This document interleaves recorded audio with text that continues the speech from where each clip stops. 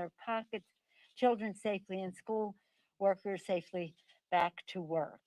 It's a remarkable, historic, transformative piece of legislation which goes a very long way to crushing the virus and solving our economic crisis. It's interesting to me to see what I'm hearing on the floor during the PRO Act debate, how the Republicans are talking about their tax scam, $1.9 trillion in their tax scam, 83% of the benefits to the top 1%. And this bill, same amount of money, $1.9 trillion, overwhelmingly helping America's working families. You'll hear more about that from our colleagues as the next couple of days go by. But I just wanted to join members of our top leadership in just giving you an update as to where we are and that the Rules Committee has finished its work. Its work on something that in the 33 years that I have been in Congress and up until now, the Affordable Care Act has been the most consequential legislation that I have been a part of. This is definitely on a par with that, if not to exceed it in terms of its impact on many more poor people in our country. With that, I'm pleased to yield to our distinguished Democratic leader who knows more about the schedule than any of us for any other information or any bragging rights about this important legislation. It's not only provisions, it's pieces of bills. Mr. Richie Neal has about $1 trillion in money in people's pockets, right? And including the pension piece of it, which is a piece of legislation that went a long way to meet the needs of so many people in our country. But that just another example. Barbara Lee talked this morning about the equity piece and how this legislation addresses the inequality of how healthcare and the vaccine and all the rest would be distributed, a piece of legislation she and others had put together. In any event, all of it excellent, all of it fair, all of it an opportunity for us to grow the economy by investing in the people, for the people. And I might say, for our Republican colleagues who they say no to the vote and they show up at the ribbon cuttings or the presentations. With that, I yield to Mr. Hoyer. Boy, oh boy. I was president of the Senate back in 1870 in the state of Maryland. And people would rush up to me and say, I need this in the budget. I need this in the budget. And because it was a unified document, it wasn't like an appropriation bills. And okay, well, let's see if we can do that. So it's in the budget.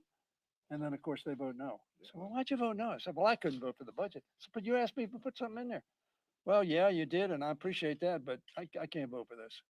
So, yes, they'll be at the ribbon cuttings. They'll be there saying the schools are open. Kids are in school. Isn't that great? Yes, it is great. $130 billion later in this bill, and they voted against it. People have jobs. Small businesses are open. Vaccines are getting in arms. And they'll say, isn't that great? And they'll be at the vaccine delivery point.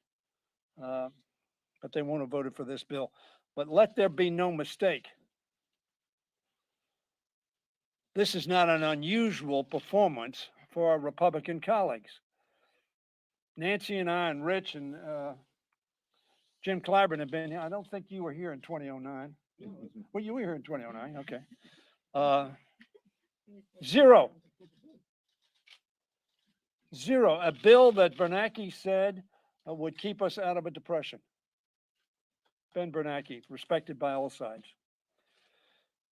This bill is, I agree with the speaker.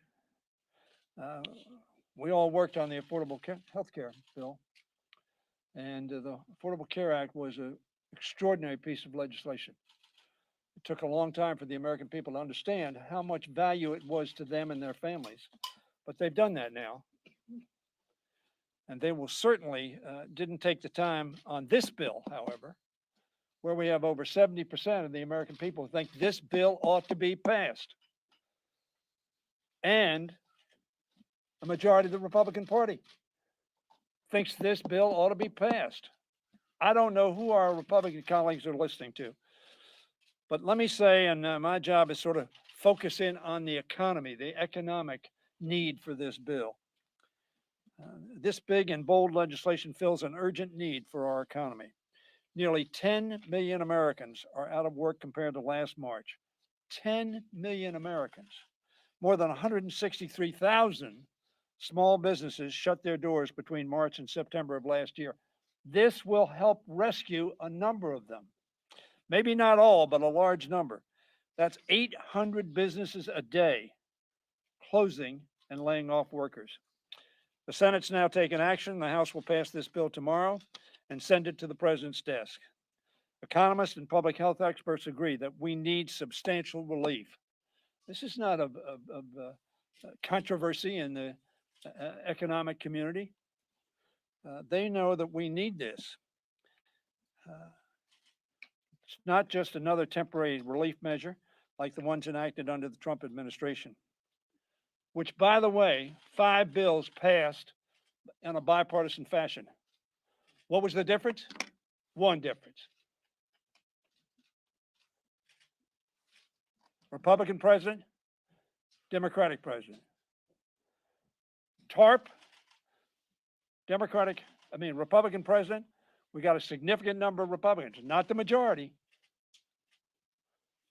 Obama came in, they changed. Had nothing to do with substance and everything to do with politics. Mark Zandi, chief economist at Moody's Analytics, said that we need a plan to, quote, get to the other side of this crisis. This not only gets us to the other side of the crisis, it really starts healing the wounds that have been caused by this crisis. A joint analysis conducted by Brookings and the Hamilton Project showed that the American Rescue Plan would bring a 4% growth in GDP. That's growth.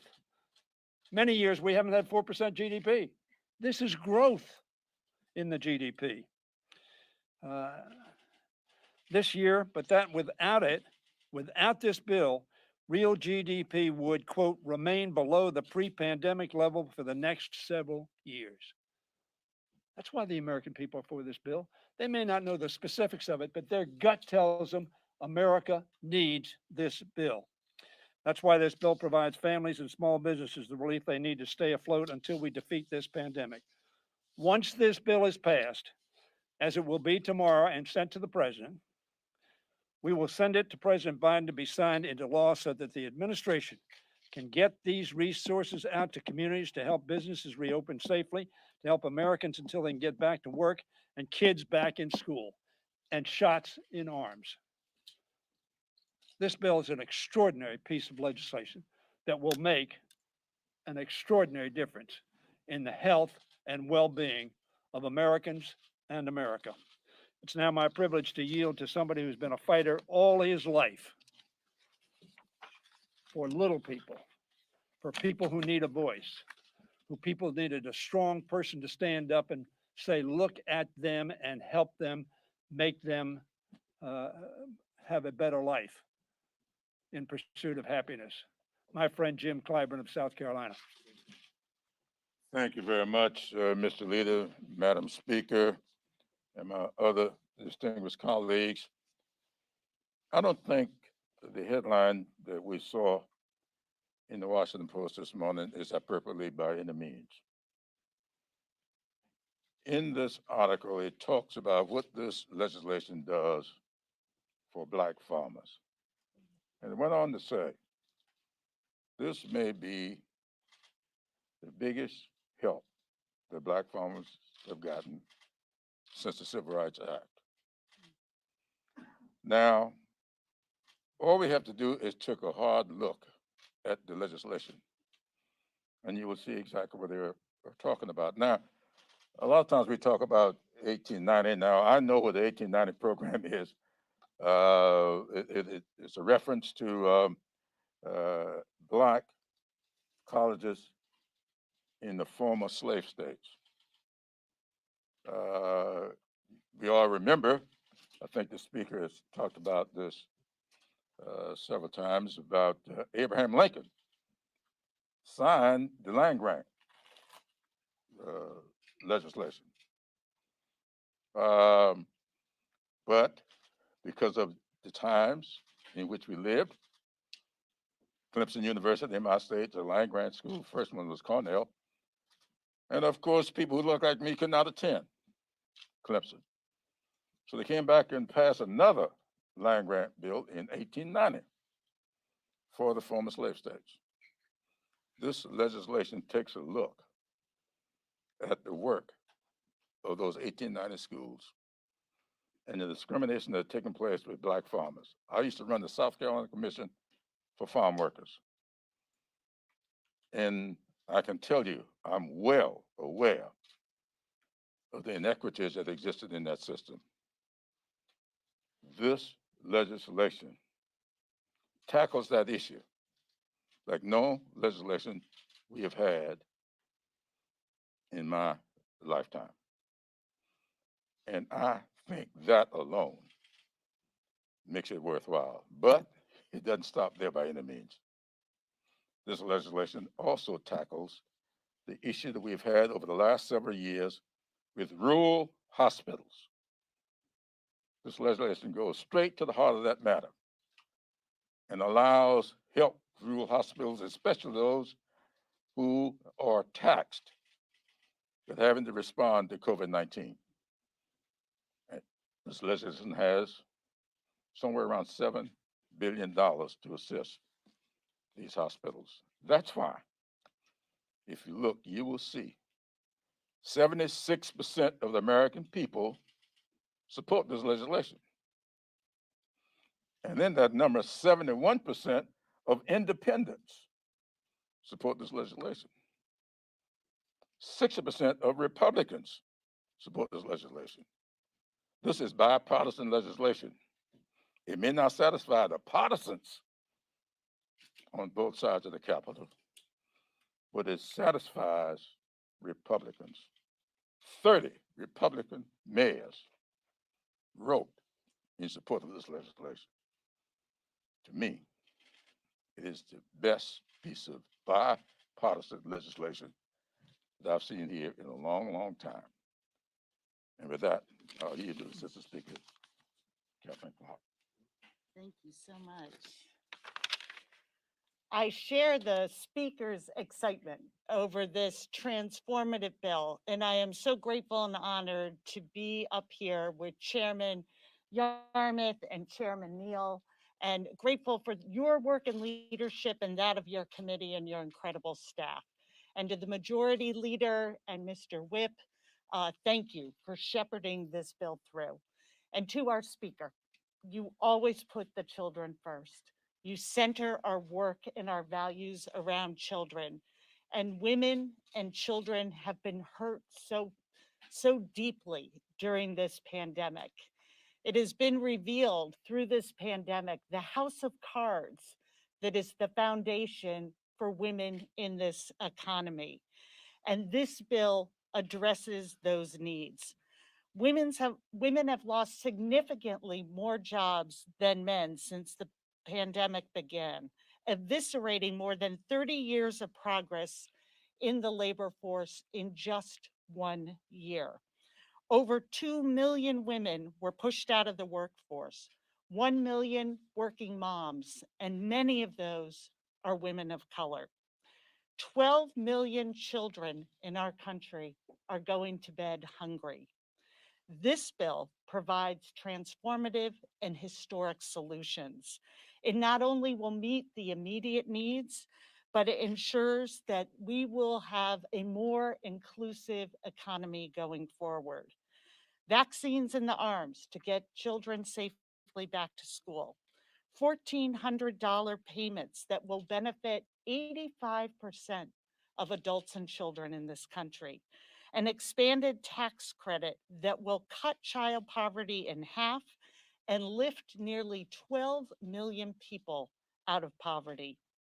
We will boost funding for programs that protect survivors of gender-based violence. housing and food assistance, extended unemployment assistance, childcare help, not only for the childcare industry, but for parents, so they can deal with the high costs of childcare and get back to work. And many of our childcare providers we know are women and women of color. Women are essential workers. They are moms and grandmothers. They are business owners. They are healthcare professionals. And they have been on the front line of this pandemic and this crisis. With this bill, we are taking a historical step to not only help them recover, we are sending them hope and the tools to rebuild a stronger and more just economy for all. And with that, I am very proud to yield to the outstanding chairman of Ways and Means, dean of our delegation, Richie Neal. Otherwise known as the $1 trillion man. Thanks. And I want to begin by thanking the speaker for the confidence that she exhibited in the Ways and Means Committee, and thank the members of the Ways and Means Committee and their staff assignments. This is seismic legislation, and we're on the eve now of voting it out of the House, awaiting the president's signature. As I heard Stinney and the speaker talk about members of Congress and elected officials in a lot of purviews, would they find it easy to be at the groundbreaking and the ribbon cutting and they vote against the expenditure? It caused me a moment of nostalgia because I joined the committee when Mr. Rostenkowski was the chairman. So what he would do is if he put the item in for you and then you voted against the bill, he just took it out. No hearings, no nothing, he just took it out. And I think that we need to call attention to those members who take advantage of the legislation, because I don't know that of the 10 most consequential votes that I've had in the 33 years that I've been here now, that there'll be anything I will do that'll be more important than this. On the child credit, on the earned income tax credit, child care credit, the retention tax credit, unemployment insurance, the checks of equity that will go out as well. These provisions are going to change lives. It addresses the issue of income inequality. 20% of the American people at the bottom end are going to directly benefit from this immediately. That's how important, again, and how consequential this legislation is.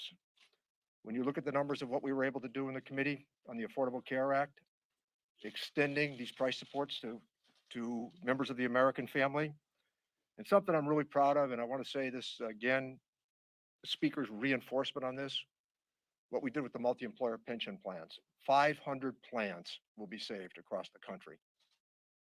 We added decades to the solvency of the Pension Benefit Guaranty Corporation. And for those who don't know what that is, that's the backstop for the American pension system. When you think of people that are 75 or 76 or well, maybe into their 80s and 90s, to be told that their pensions were going to be cut by 40 or 50%. This was not about malfeasance. This was not about corruption. It was about factors of the marketplace: mergers, acquisitions, and deregulation. This is a huge victory, and I'm very proud of it. So we're delivering on our promises, and I can't wait until tomorrow morning. Thank you. My friend John Yarmouth, who really did a great job of melding these different conflicts from time to time together. Thanks, Richie. I find myself in a common situation in that everything's been said, but not everyone said it. And I'm last, so I'm happy to do that first. As I've told you personally and publicly, thank you for the vote of confidence you have in me to allow me to participate in this. I want everybody to think back to November 4th, the day after the election, when we didn't get the result we wanted in the House. We didn't get the result we wanted in the Senate. We thought we would never have control of the Senate. We weren't sure whether we would have the presidency. And here, just a few months later, we're about to pass one of the most consequential pieces of legislation in modern history. It's nothing short of a miracle that we have gotten to this point. And what I am so thrilled about and so excited to have been a part of is that, well, I know there's a narrative out there that Democrats are in disarray And nowhere else in Washington could a 269-2 vote be considered a party in disarray if you had the Senate and House together. Uh, but we have come together as a party in the Congress to do something monumental, but something that also clearly reflects our values as a party. A commitment to using government to improve the lives of as many people as possible. And I just got out of the Rules Committee testifying before Rules, and it was almost comical to listen to the Republicans try to come up with the appropriate attack on this legislation. They're having a hard time doing it because, again, they voted for most of this a number of times. But one of the attacks was Bernie Sanders just said this was one of the most progressive pieces of legislation ever passed. So they're trying to tie Bernie Sanders around it. Well, of course it is. And the reason it is progressive is because there isn't a dollar in this bill that goes to the richest Americans. Not a dollar. 70% of it goes to low and moderate income Americans to help them deal with the economic tragedy of this pandemic. A very small amount goes to small businesses, an important amount, but a small amount. A very large amount goes to state, city, and local, county and local governments to help them deal with the added costs of the COVID, with lost revenues, and with giving them opportunities to help at their local level in solving some of the local problems that have resulted from the pandemic. So when we pass this bill tomorrow, I said after the Affordable Care Act that I didn't think I'd ever do anything as significant in Congress as I did that day. I'm revising my narrative now. And I think probably all of us who have been around for the last 10 years or so have maybe given up hope that we could do anything consequential again in Congress, where we prove we can. We're all not just proud of what we're about to do, but also energized by it. And I think we have, in a sense, changed the landscape of the American people's expectations of us. And that's both an opportunity, it's a daunting challenge, but also an opportunity. And I know that we're all committed to doing everything we can to even enhance our record on that score. So once again, thrilled to be a part of it, and I turn it back to the speaker. Thank you very much, Mr. Chairman, and we all give accolades to Mr. Yarmouth for his excellent work over the years as chair of the Budget Committee. I think I told you once before when I commended him for his great work and commended his staff and thanked him for commending his staff in his closing remarks on the floor of the House last week. He said, was that 2 weeks now, week and a half ago, he said, yes, the staff deserves so much credit, and so does some bourbon. So he's true to his roots. True to his roots. Oh, Kentucky bourbon. That went without saying. Let me say that the staff of the Congress, personal staffs, and I say personal, individual member staff, the staffs of the committees, the staffs of the leadership offices worked relentlessly, really 24/7 on different shifts to make sure we can meet this deadline in a values-based, precise way, because this is a very complicated bill, and it took our best talent, all hands on deck. So I salute the staff, I salute the members, I salute our chairs. As you know, I have always credited our dazzling chairs with the excellent work that they brought to the table, whether it was this bill or other legislation related to crushing the virus and addressing saving the lives and livelihoods of the American people. But having said that, I want to commend Chuck Schumer and the Democrats in the Senate for passing a very fine bill, very much like ours, some tweaks, but nonetheless, they did a great job in the Senate. But my praise right now goes to the President of the United States, Joe Biden. This is the Biden American Rescue Plan. It will be followed by the American Recovery Plan. And it's about just that, saving lives and livelihoods and giving people hope for the future. His presidency does just that. This legislation is a reflection of his values. Now, it looks a lot like our Heroes Bill. We had quite a bit, quite a bit of this in our Heroes Bill, but I'm so glad our shared values, plus enhanced by uh, vaccines and so many other advances that are there.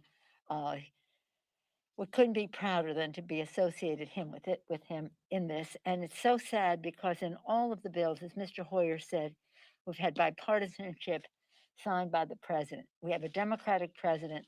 All of a sudden, many of the same features of those other bills, in one size or another, are in this bill.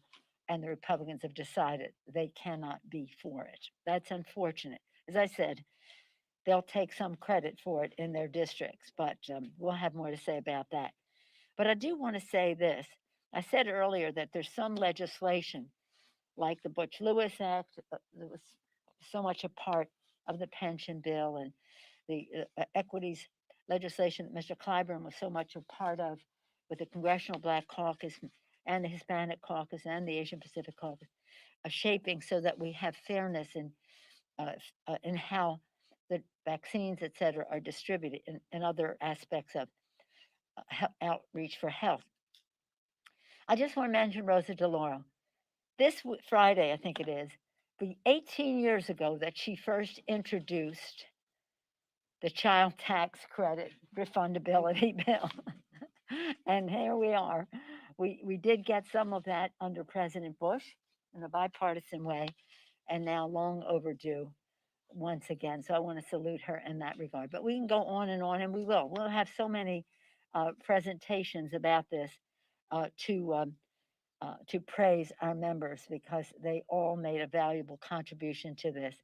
And we all are grateful to the President of the United States for his great leadership. Any questions? Yes, sir. As you talk about the child tax credit, Yes. that lasts for a year. So you present a situation where you're creating a fiscal cliff if it's not extended. So all these families are talking about lifting above the poverty scale, could get knocked right back down. Well, one thing that you should know about the tax code, getting something out of the code is oftentimes harder than getting something in the code. So I've already had some thoughts about how we're going to expand it and make it permanent. And I intend to share those in the near future.